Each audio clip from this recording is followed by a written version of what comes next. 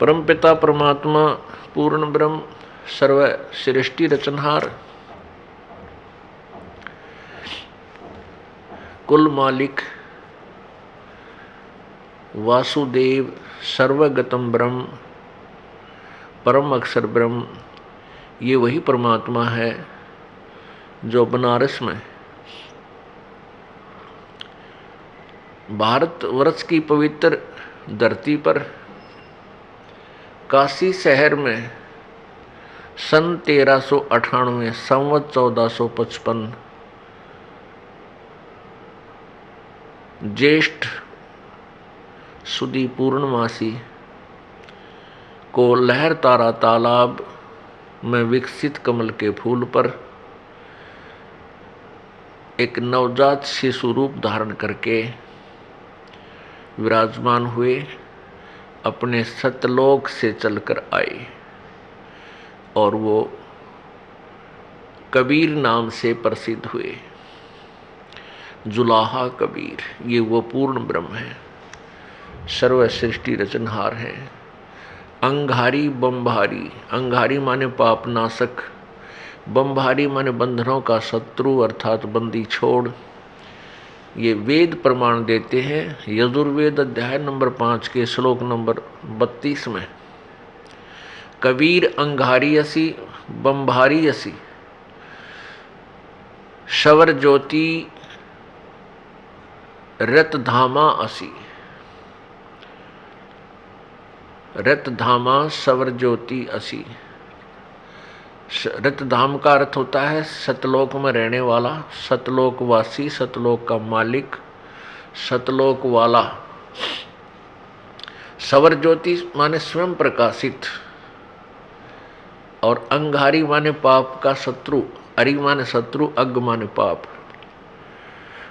और बम्भारी माने बम्भर माने बंधन, अरि माने शत्रु, बंधनों का शत्रु, कर्म के बंधन, पाप काल के बंधन को नाश करने वाला, काटने वाला, काल के बंधनों से छुड़ाने वाला, वो बम्भारी कबीर असी,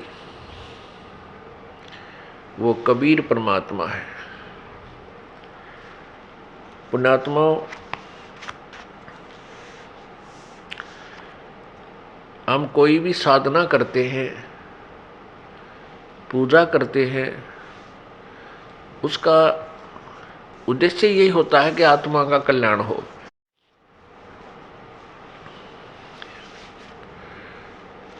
और फिर हमारे सांसारिक जीवन में, हमारे संसार के अंदर संसारिक कार्य, इस मनुष्य जीवन में जो हमारे ऊपर आने वाली आपदाएं हैं वो भी टले,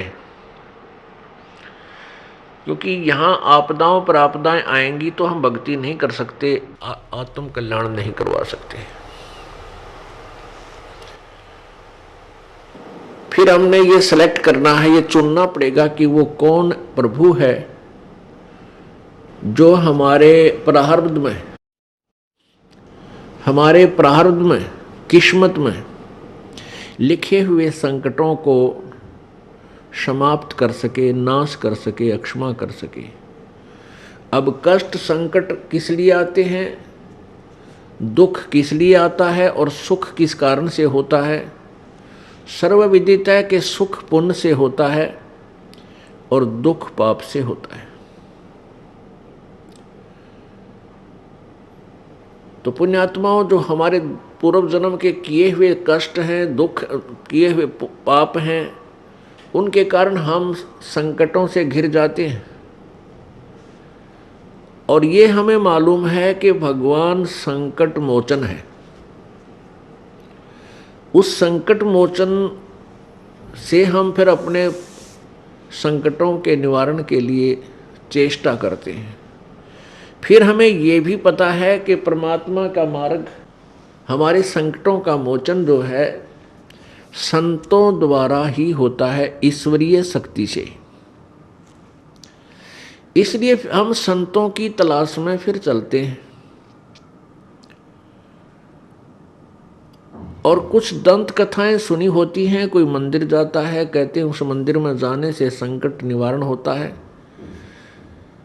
कोई किसी मज़ार पर जाता है, किसी पीर की मंडी पर जाता है कि वहाँ जाने से संकट निवारण होते हैं। कोई किसी तालाब जोहड़ में या दरिया में स्नान करने जाता है कि उसमें स्नान करने से संकट मोचन होता है, कष्ट निवारण होते हैं।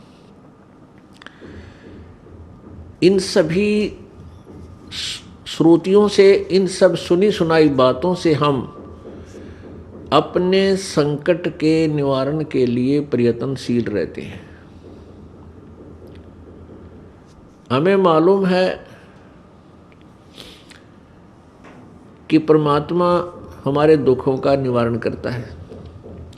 उस उद्देश्य से हम घर से निकलते हैं। जिसको जैसा भी ज्ञान होता है, कोई मंदिर में जाता है, कोई मस्जिद में, कोई गुरुद्वारे में, कोई चर्च में, कोई किसी तीर्थ धाम पर जाता है, कोई किसी तालाब पर स्नानार्थ जाता है और कोई संतों के पास जाता है।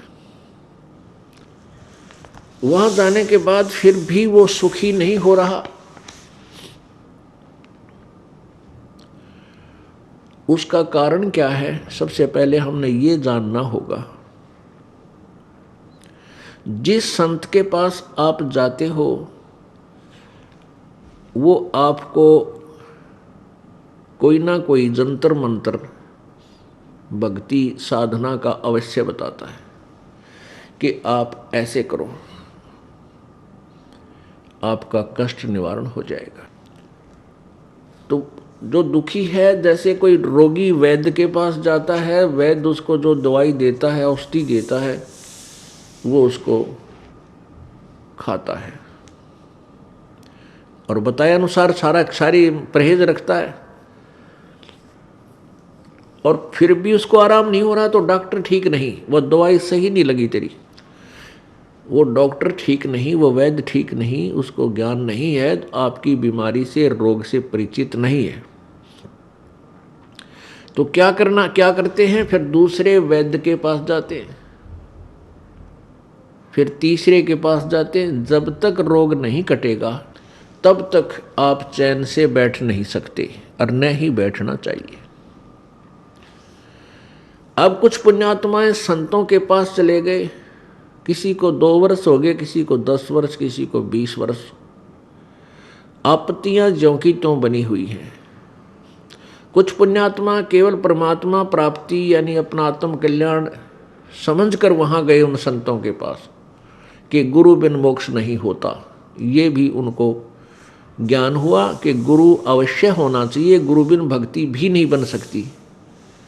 ये भी तथ्य है, सत्य है। लेकिन गुरु पूरा हो, अधूरे गुरुओं से, नीम हकीम वैद्यों से स्वासथ्य प्राप्त नहीं हो सकता, रोग कट नहीं सकता। इसलिए हम जो पुण्य आत्मा थी वो इन संतों के पास पहुंच गए। लाखों और करोड़ों की संख्या में वहां जन समूह एकत्रित हो गया। अब वहां उनको लाभ नहीं हो रहा। जैसे जब तक जीव के पुण्य, पूर्व जन्म के पुण्य चलते हैं, तब तक वो किसी भी साधना को कर रहा है, किसी भी संत के पास वो गया हुआ है, उसके पूर्व जन्म के पुण्यों से अच्छा लाभ मिल रहा है, वो सुखी है। जैसे किसी का अच्छा कारोबार चल रहा है, घर में संतान बेटा बेटी हो गए, फिर उनकी पढ़ाई अच्छी होगी, उनको अच्छी नौकरियां मिल गई, अच्छे स्थानों पर उनका विवाह संस्कार हो गया, तो वो भक्त उन संतों के पास था, तो उसने ये सोचा कि जो गुरुजी ने मुझे मंत्र दे रखा है इससे मुझे लाभ हुआ। और उसी गुरुजी के पास ऐसे भी व्यक्ति हैं जो दुखी गए थे और उससे भी और दुखी हो गए। वही साधना, वही भक्ति वो कर रहे हैं, क्योंकि उन जिनके सर्व सुख थे, सब कार्य ठीक हुए, उनके पूर्व जन्म के पुण्य उनके साथ थे। और जिनको लाभ पहले ही नहीं था वो और भी चले गए, वहां जाने के बाद और भी दुखी हो गए। तो उनका पुण्य पूर्व जन्म का नहीं था, पाप उन्हें भोगने ही पड़ रहे हैं।